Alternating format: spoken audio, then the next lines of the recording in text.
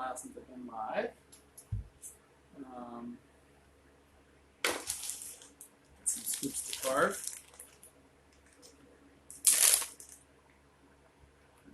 And looks like I have birch and 2 cherry. Let's see there. I'll find this one. Got a dog right here, so you need to go lie down somewhere else, sweetie. Go on. Go on. Good girl.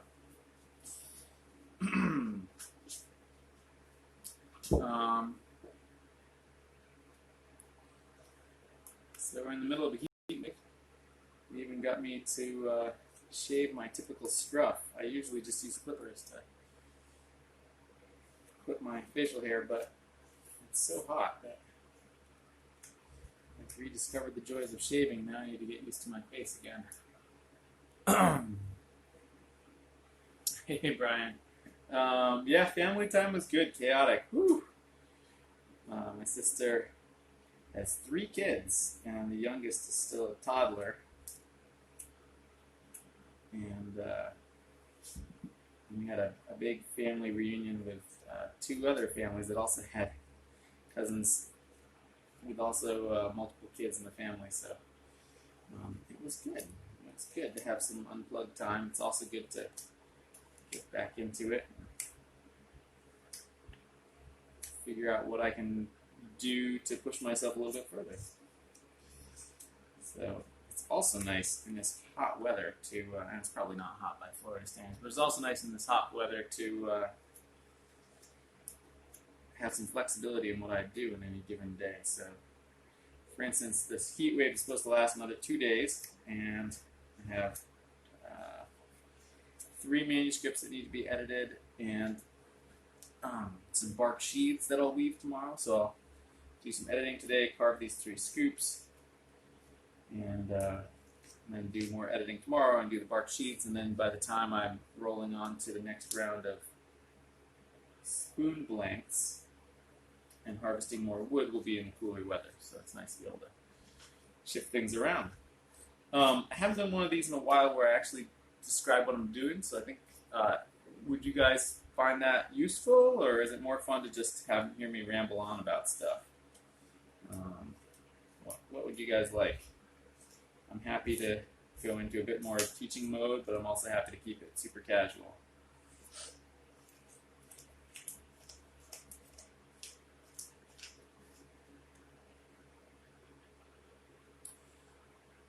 One of the things I like about drawing the shape once the crank is put in is that it's easier to tell what is a true round circle, or just whatever the true shape is once that angle's in place. Because if I were to draw a round circle on a top surface that didn't have the crank in there, and by the time I carved around it and got the angle the way I wanted it, the circle would be deformed. Teaching sounds cool. All right, well, that's what I'm already doing. This is cherry wood. Who asked? Baringa. But yeah, this is cherry wood. It's been, I wanted to make sure I had enough blanks when I was doing my family time to keep me going no matter what, and I didn't have time to carve nearly as many as I thought I might, in part because there was this toddler running around, so it wasn't safe to carve when he was around. And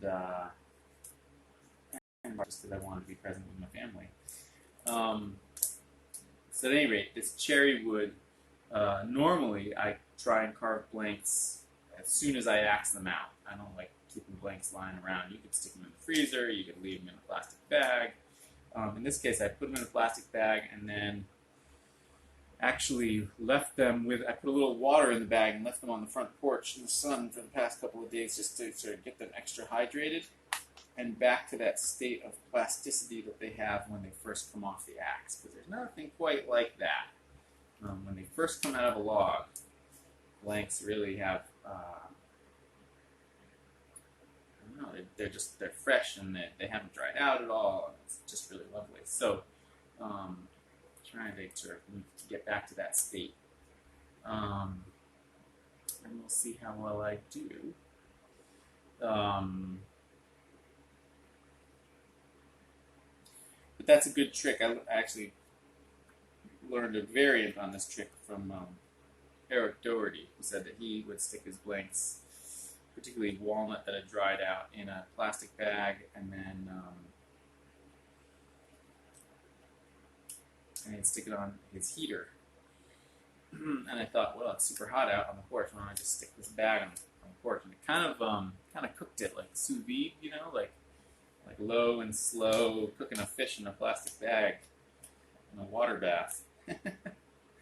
I have to say, it's nice though. It's it's carving real sweet, and it has some interesting coloration. And we'll see if that coloration sticks around. I doubt it will. At any rate.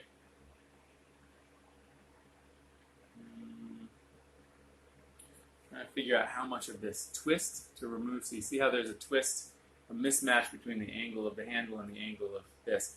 Now, if I pretend that this is level, you can see how the handle's cocked over to the side. So really, what I have to do is pretend that the handle is straight and lower this side. And you see how that keeps the handle in line straight with the scoop bowl itself.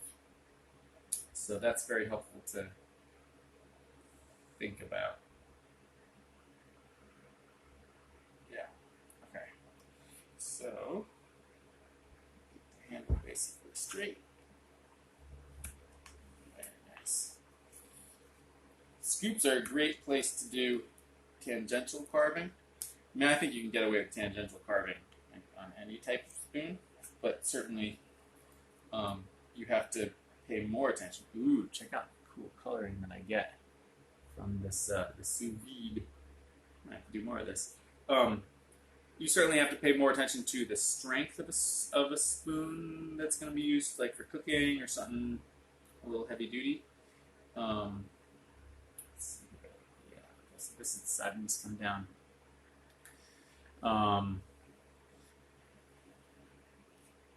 Whereas a scoop, because it's not really an object that requires a lot of strength, you can get away with totally tangential orientation and keep things pretty thin, and you get those beautiful rings, which is lovely. I'm still sticking with flatter rims. Yeah, I mean, there's always a little bit of curvature to them. I would say that I'm not dogmatic about one thing or another. I'm sort of constantly chasing sort of the next idea. And so, yeah, I'd say I'm still in the exploring flatter rim stage of things. You guys see what I'm doing actually? There we go. Okay, so you can see that I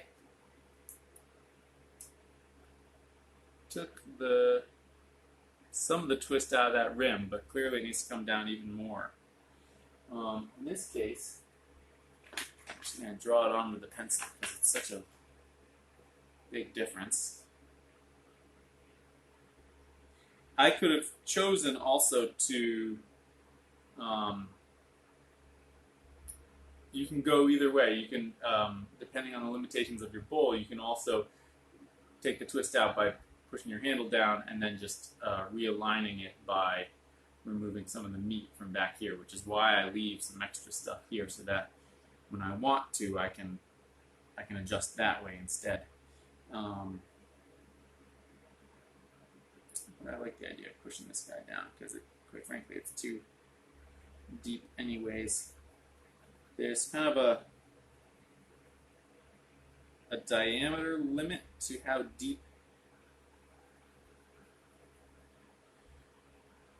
you can push a round bowl, or any bowl really, with a given shape of hook knife.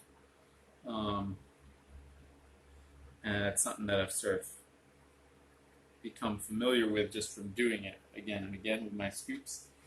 So beyond a certain depth to this blank here, there's really no point in keeping extra depth here on that because that's just going to have to come off anyways. So yeah, there we go. It's always easier when you draw a pencil line. And then you can see how I'm getting my rim adjusted, not trying to mess with the center at all. I'm just trying to get this line that shows here. And there you have it. That looks pretty good. Certainly good enough to move forward with. So now I'll do the underside. And I don't know, one thing I've been working on more, Brian, and this is something that I started doing at Greenwood, was I did a couple scoops like this, was more seeing what it was like to move away from scoops. Let me back up. My coffee scoops have often had a very flat bottom so that you can put them down. Hey, Graham. You can put them down and they'll stay put.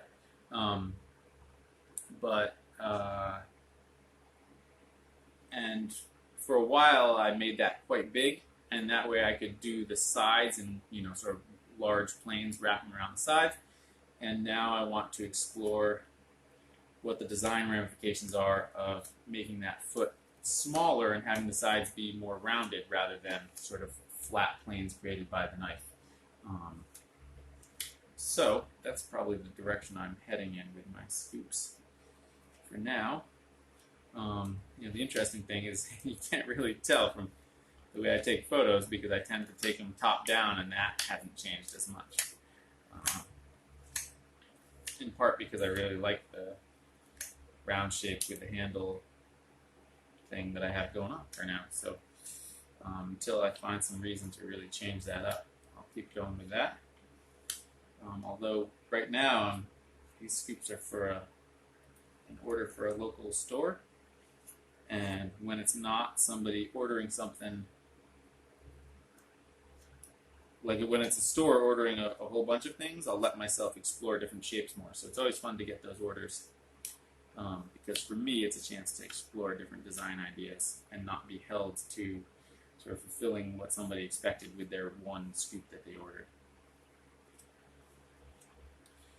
Okay, good. So now you can see I got the front basically worked out clearly right here. Still needs a little more push down. It's kind of funny to use this as it. All right, so now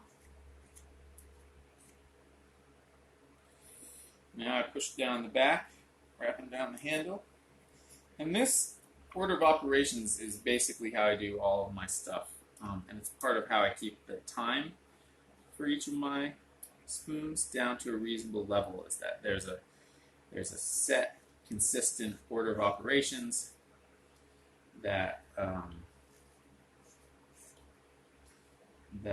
taking advantage of. I have to say this cherry is carving beautifully. It's kind of drying out nicely too. It's still taking a nice finish, even though it's carving like it's totally fresh. I might have to do this sous vide method of holding on to blanks more often.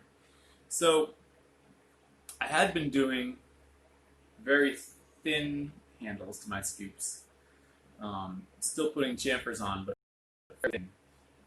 And lately I've been leaving them thicker and then putting harder chamfers on it to go for more of an oval shape. But you have to leave a certain amount of thickness there in order to be able to do that. So, okay, so now ignoring this lump up here, you can see that the rim is in line with the handle. The underside is basically how I want it. How green is this wood? So this cherry came down about a year ago. It's been sitting in the log, mellowing in the log, so it's not super green.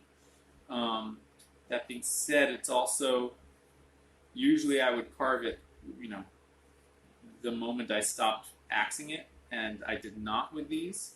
And instead they lay around in a plastic bag, and then after a couple days of lying around in a plastic bag, I stuck the plastic bag with a little bit of water in it out in the sun in a super hot porch and let it kind of steam the blanks inside. And I have to say, it is performing very nicely, and it also gave it some real interesting coloration. I imagine it just kind of accelerated a bunch of the oxidation processes of the scoop, right? That sort of oxidized before I put water in, and then the steam came in and stopped the oxidation. So I'm really pleased with how it's looking as I carved down into it. It's easy to leave these back shoulders too fat. It doesn't take much to really ruin the feel of a nice delicate scoop, and those back shoulders are usually where it's at. Notice, however, that I'm not trying to get perfect shape right now. I'm just trying to get this rim thin enough that I can then, and sort of the shape roughly good enough that I can then adjust the outline in this orientation. So, feeling good about that. Always, always, always sheathe your knife, even if you're just putting it down for just a second. That's when the accidents happen. It's not the first time you do it, but the 20th time that you do it because it became a habit. Okay, when I redraw the shape, I usually start with the handle because I want to make sure that the handle is nicely in line with the bowl. And what I'm searching for in the handle is subtlety. So if I flare the handle too much,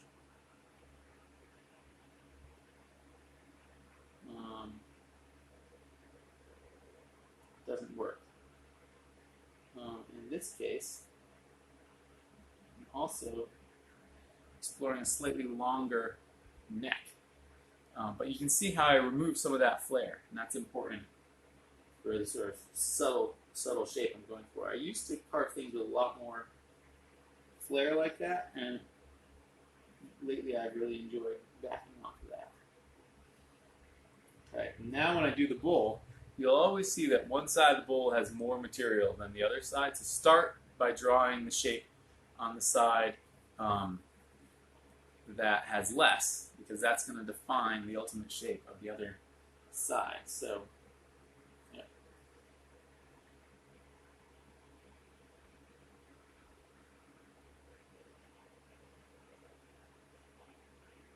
And if you want to know how I draw circles that come out to be fairly round, just practice drawing round circle shapes freehand, and then compare them to, have a compass nearby, draw a compass shape, and then practice drawing a freehand circle, or vice versa, practice drawing a freehand circle and then draw a compass shape on top of it, and pay attention to where you tend to skew off of that true circle. And I think you'll be surprised at where it is. It's sort of knowing where you tend to overdo it and being able to anticipate that and adjust for it in the moment is how you get a nice circle shape.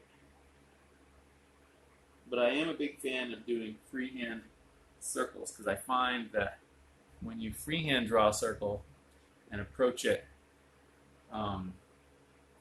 get it as nice as you can, it always, this is my work, sorry, Maisie, it always comes out looking better than if I use a compass, which is only downhill from there. Right, so now that I've redrawn my shape, I'll usually do the handle first because the knife always comes and sticks in the shoulder there, and I want this extra material that I'm going to remove to be there to protect my shape. To do the side that's not facing me, figure out where the knife is going to go, have in my mind's eye what that angle is that I'm trying to remove, and then keep looking back and forth, remove a little bit. Now, how sort of aggressive you are here is just, you can be more aggressive as you gain more experience and have more of a sense of how to remove just the right amount. But it doesn't take very long, particularly for simple forms like this.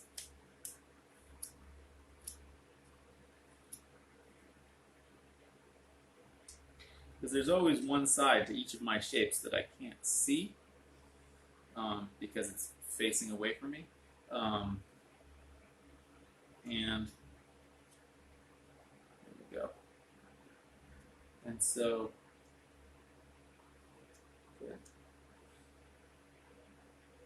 just having the practice of doing it over and over again is really all there is to it.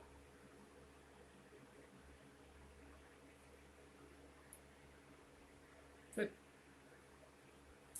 All right. So now that I have this nice thin rim, it allows me to make these cuts in a series of longer cuts to get me a sweeter curve than I would otherwise have. Now, I'm not trying to get perfect curve. There's still going to be some bumps every time I change, but instead of doing it in chink, chink, chink, chink, I want to do cut, cut, cut.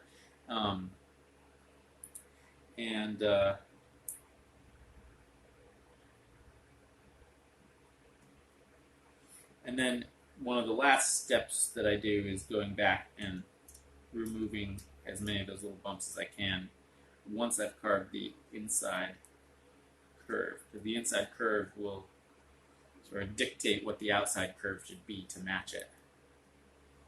Which I picked up from Derek Sanderson. Because the hook knife has a curve to it, and because of the way that you use it, you just end up with a sweeter curve from it than you ever will from the Sloyd knife on the outside. So there's no point in trying to make this absolutely perfect. You're just trying to get it good enough to move along to the next step.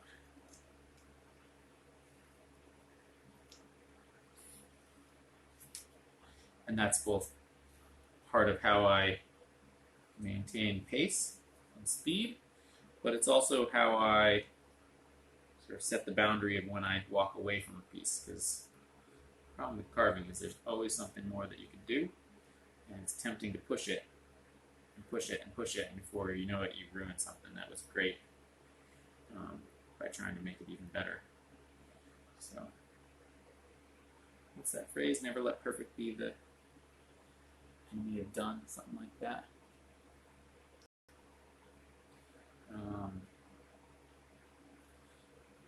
Okay, one side of the handle. Good. Again, I'm not trying to get this perfect because I'm going to come back to it at a later point. I'm just trying to define it cleanly so that when I refresh this cut and remove that pencil line, I know that I've gotten to the pencil line. This is my moment to get to that pencil line.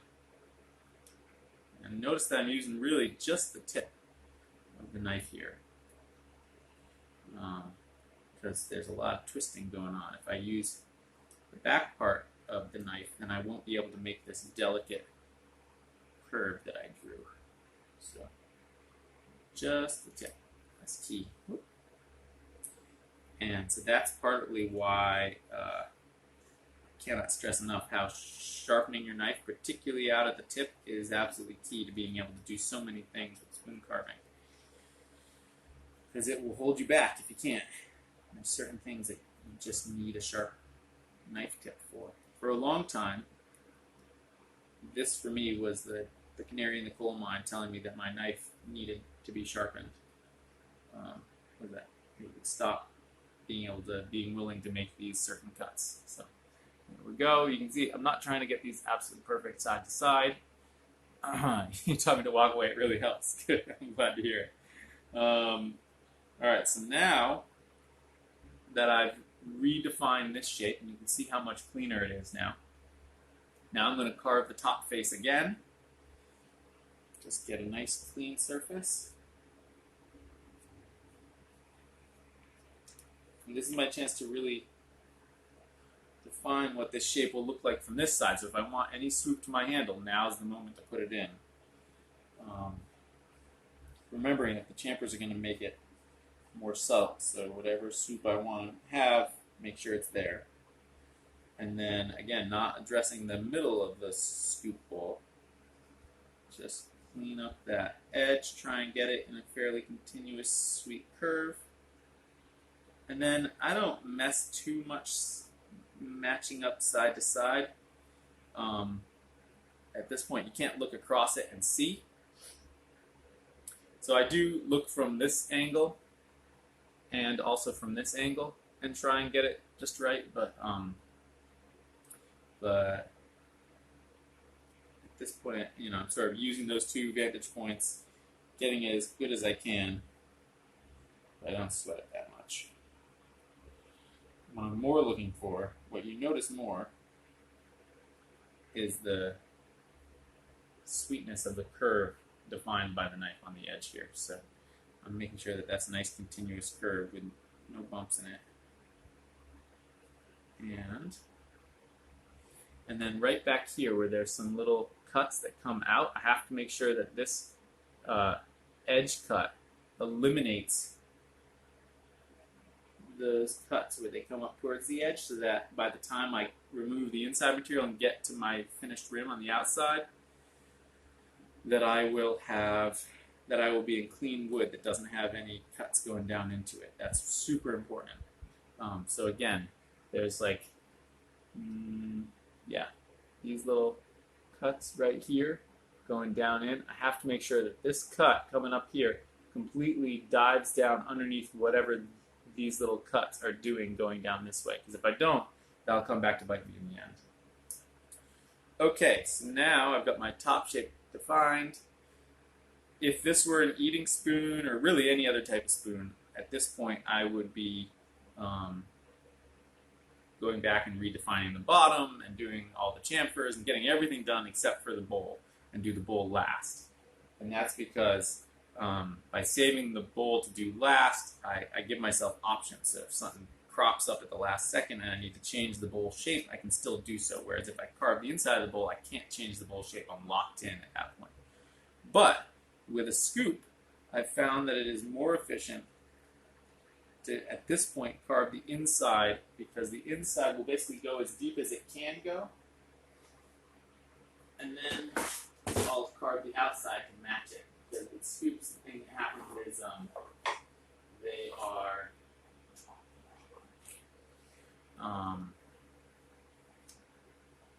they're kind of defined by the limitations of the knife. So with scoops like this, I would use a Monadnock. Here's my two Monadnocks from Matt White, who makes all my knives. And this is an early generation that I really like. This is his most recent one that I also really like. He's talked publicly about how it's harder for him to make a lefty knife that works as consistently as a righty knife, because it just makes so many fewer of them. So for a while, he made this awesome one for me. I'm a lefty, and then for a while he was sending me lefties, and they were good, but they weren't quite as good as this. And so he worked really hard, and he nailed it now. He's really taken a big step forward in his lefty hooks, and they're now on par with his righty hooks in terms of being consistent. So anyway, I'm sorry, going back and forth between the two of them, doesn't really matter which. So I'm going to carve the inside bowl of the scoop at this point. And when the knife starts to chatter and reach the limitations of its depth, so there's a limit to how deep it can go that is basically determined by the diameter of the round shape that you're doing and the curvature of your knife. And so for something deep and small like this, there's a limit to how deep you can go. And so I want to hit that limit and then pull the rest of the scoop around it, rather than try and anticipate it on the outside, and then hit that limit and then have to go back to the outside. It's just easier to do it now and then get the outside to match. In terms of time, it shaves off probably 10 or 15 minutes of carving, and keeps me within my parameters of what I shoot for, which is an hour or less per spoon. So, although these ones where I teach always take me a little bit longer to do. So you can see I'm starting in the middle, working my way around, also working my way down in. And you can see that I'm turning the scoop around and around in my hand, and always supporting the bowl in my hand. This is how I carve all of my spoons. The scoop just happens to be round, so it's kind of pleasingly symmetrical. And you can see that I'm choked up on the knife. The spine of my finger is actually on that part of the knife, the nice rounded spine back here. And basically, I can't cut my thumb because it always chokes up before it hits my thumb. And so some of those early cuts are opening and closing my hand. but then it starts to shift to opening and closing my hand as I sort of swirl around the edge of the rim. So you can see I'm moving it like this, right? So I'm both moving this hand holding the scoop and this hand holding the knife, and I'm holding this at a constant distance between the two as I twist around. And this thumb is providing oppositional support so that I can pull the knife in a powerful motion towards myself. I get a lot more power here. If I back off and hold it down here the way you think you should be holding it, you get way less power. Now, there are a lot of carvers who carve like this. And I think you can get a lot of control like that, but I've never found that I have the power and speed with that I have with holding it choked up. So for me, it's all about being able to hold it choked up right on the blade. So now, I'm continuing to build out and out and out with this rim.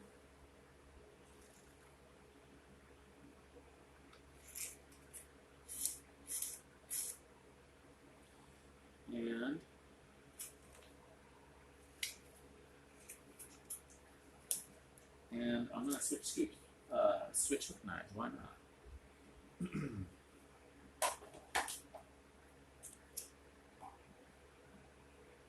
No particular reason, just for my own enjoyment. I can do all of my shapes from start to finish with this one hook knife. I do have, Matt gave me his latest open. Hey Chuck, his open curve, which I found really nice for getting a super smooth finish on larger spoons. But for smaller things like this, start to finish with the monadnock, and I can get almost perfectly smooth surfaces most of the time. Sometimes the wood is picky, and sometimes the shape doesn't allow me to get perfectly smooth. But that's part of the joy also, is having those tool marks left. So here we are. And you can see how, as I build out, I'm doing my best to keep it round, so that as I approach that final depth,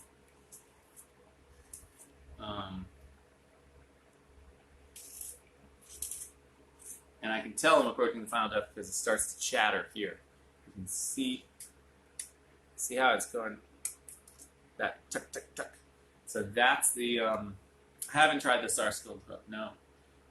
So that's the sign that you're getting close to finished depth. Now, when that first starts to happen, you can usually get a couple more good clean cuts there. So you can clean that up, but if you keep pushing it, you're going to get to a point where you can't clean it up, and that would be a drag. So now that is there, but we also have to remember that reaching that point is defined by the width, and so since I still have some width to go out to hit the maximum diameter here, I'm not there yet. I can just chew down into the rim and push it out a little wider, and so it's really when I hit that rim, that final rim width, that is my defining diameter, that I need to start paying super attention to when it starts to chatter or not. And I want to get my rim to that final width all around, so that I'm not left trying to merge and blend an area that was undercarved into an area that was overcarved. That everything kind of reaches the same level all at once. And then I can back off and get some super clean finishing cuts and then be done. So here I am pushing the rim all the way out. Now remember, this outside shape is not perfect, so I'm paying attention to what it looks on the inside more than I am paying attention to what it looks on the outside. You can see I do need to push up a little further here, but you can see that inside curve is actually nicer than the outside curve. Yeah, I like it when people are leaving the axe marks on their handles too. Yeah, that's really cool, and it's a level of sort of, I think for me it really comes down to energy in the piece. In the same way, and I've talked about this, greatest example for me is Vincent van Gogh, but I actually have one of my best friends is a landscape painter in the Southwest, and he paints very sort of impressionistic style landscape paintings where he's actually not using brushes, he's using palette knives and rubber kitchen spatulas and stuff. And so the paintings are incredibly textured when you are up close to them, and because of that, they have a ton of energy, and there's just a looseness and a flow to them. And I think that's what the axe marks bring to the spoon as well. And I'm always trying to bring that to my work as well. So there's a balance of trying to make something too perfect in my mind. If you want it to come from a place of control, not of leaving something there because you can't make it go away, but leaving something there because you're deliberately choosing to leave it there. And so, that's a tricky thing. Okay, so now I'm basically at my finished rim width, which at its narrowest is quite narrow. I'll show you in just a second. So my finished scoop rim is quite narrow. I've come around to really liking narrow rims for almost everything. On my eating spoons in particular, I try and make them almost disappear, although they have to stick around a little bit. You can see, nice round shape. Doesn't necessarily match the outside shape, but I'm going instead for what looks truly round on the inside, and then I'll match it on the outside. And now I'm going to basically clean up the inside and get it to be as truly hemispherical as I can. It's not true hemisphere because it's more shallow than that, but have there be a consistent curve to the inside. So a lot of my cuts are coming from the rim down into the center, and then I'm sort of easing out the cut as I approach the center, so I'm not digging the center deeper and deeper, but instead I'm blending the sides into the middle.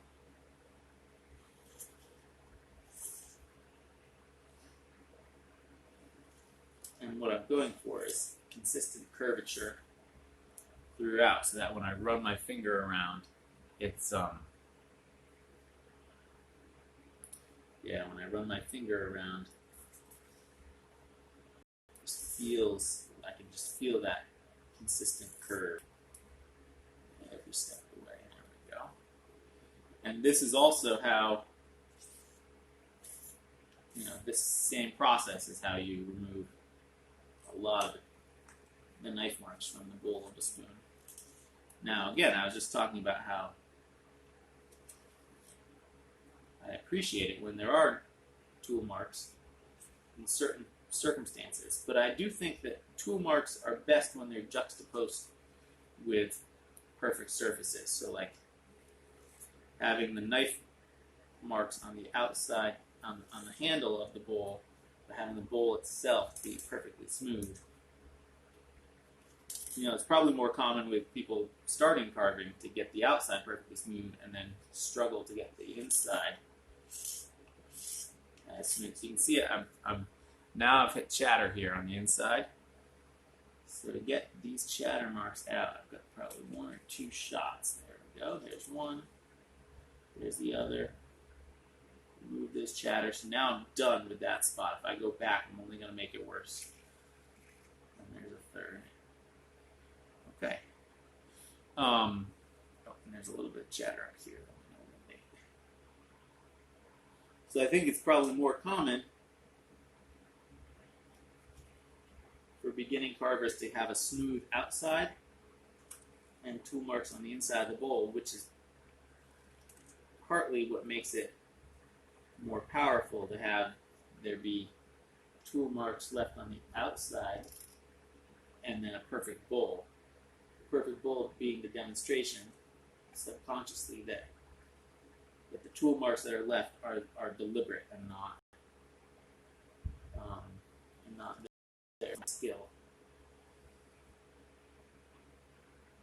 Because even though people who choose to leave tool marks on the inside of the bowl and have a perfect outside of the bowl, a lot of times it's just coming from a place where they haven't put in the time to figure out how to make those go away. So There's that. Now, rather than try and define this outside rim now, you see how fat that is? I'm going to pull up the bottom of the bowl and get it to the appropriate thickness. And when I do that, this rim is going to become real thin, and then I can go along and make it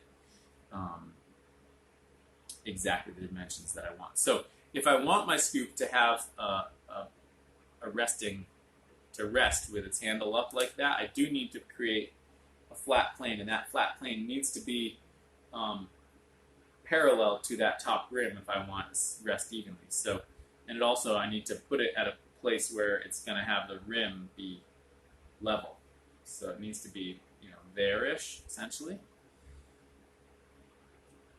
So I established that.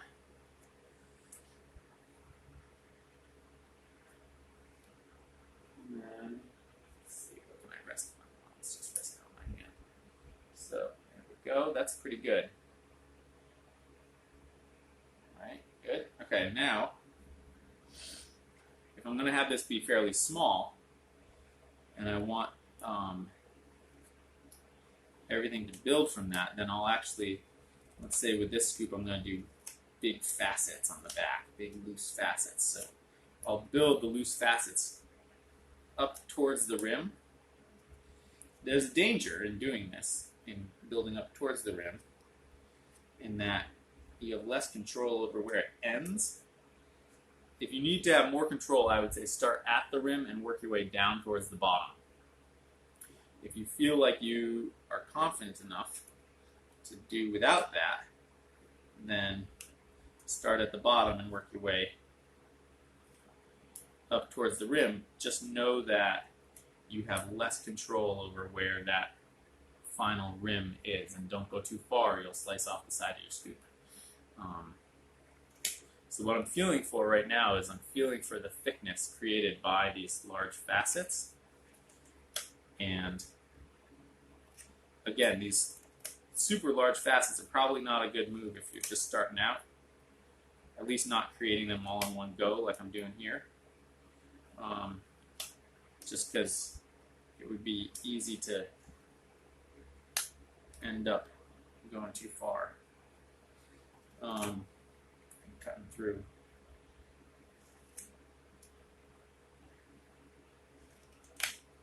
But I do like the texture they leave. Now right here in the front of the scoop is the easiest spot to leave too much material, because you're cutting across end grain and it gets tricky. And it's easy to sort of not be aggressive enough with your cuts. It's also easy to be overly aggressive and then back off too much, in which case you'll end up with kind of a concave thing going on here with a thick rim, and then concave right here, right where you want it to be convex. You'll end up concave from being overly aggressive and then backing off. So you want to sort of start off less aggressive and get more aggressive as the cut proceeds, which is counterintuitive and scary. But again, if you're going for smaller facets, it can feel like it's happening in a more controlled fashion.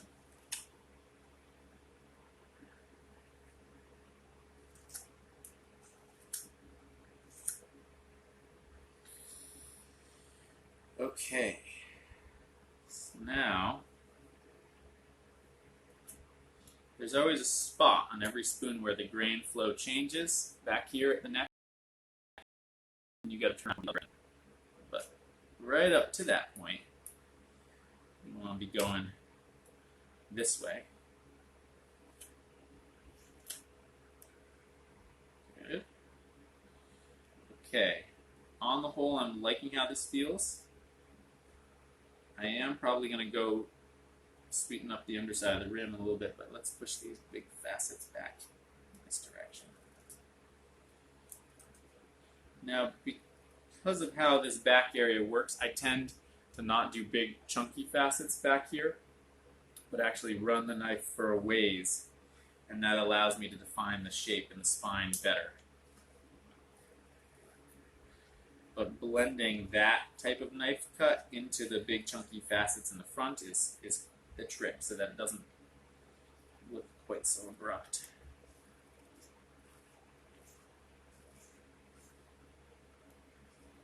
I have to say that the theming these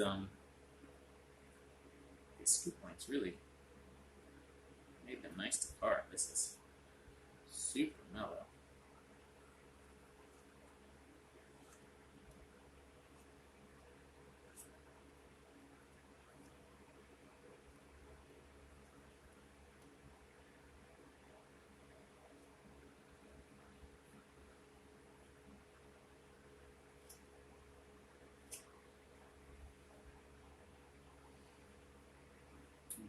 Okay. A little more thickness to take off the front here, but I'm gonna define this front rim first so that I have a mark that I can go up to. And I'm bringing this down to just the tiniest rim, in part because I know that in most areas this rim is going to widen back up as soon as I cut around the outside. So I'm not trying to leave much, just the tiniest little bit.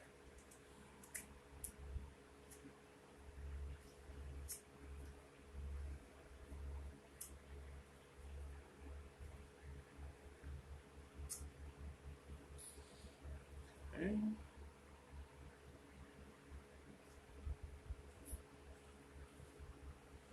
Narrow the rim on the back side also so that it's consistent.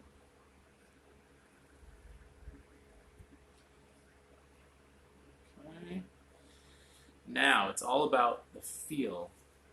You didn't quite understand. What makes you decide to finish the outside of the bowl versus the inside of the bowl first? Okay, so great question. If I do the inside of the bowl first,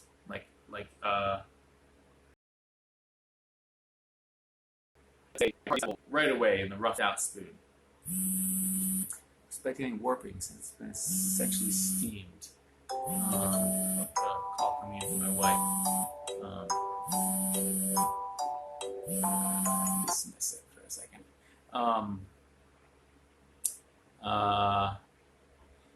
Okay, so